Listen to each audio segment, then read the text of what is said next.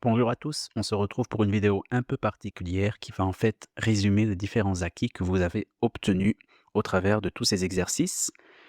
Et ça fait quand même pas mal d'exercices. Et je pense qu'il est bon pour pas perdre pied et pour que vous vous rendiez compte des avancées que vous avez fait, de lister un peu ce que l'on sait pour le moment. Le but, c'est pas de faire une vidéo longue, c'est vraiment simplement de lister pour que vous ayez ça dans un coin de votre tête et que vous, comme je viens de dire, que vous vous rendiez compte des avancées que vous avez fait.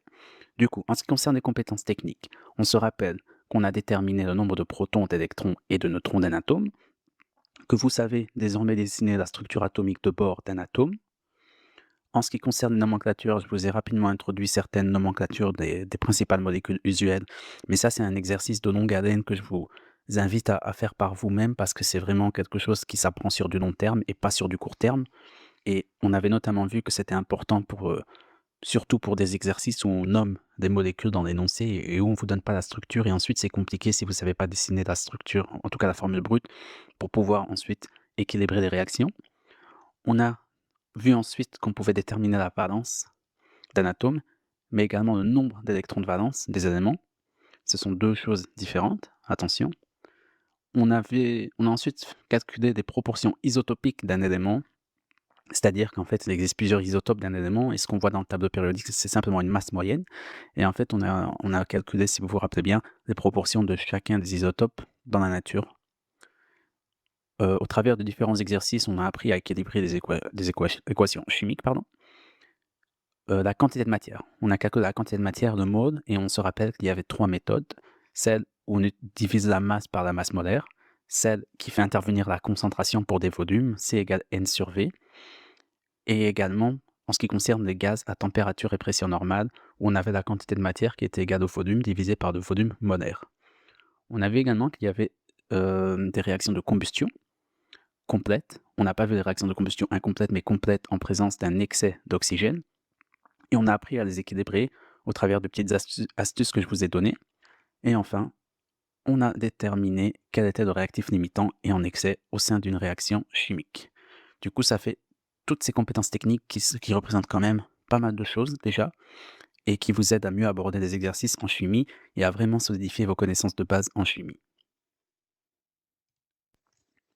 En ce qui concerne maintenant les compétences que j'ai appelées compétences organisationnelles, en fait, ce sont tout ce que vous avez appris inconsciemment.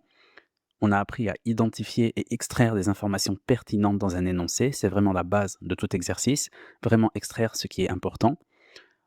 Traduire des concepts abstraits en représentations concrètes, c'est-à-dire lorsqu'on vous dit tel composé réagit avec tel composé pour former ci, c'est vraiment pouvoir en fait traduire cela via une équation chimique, une réaction ou via une structure.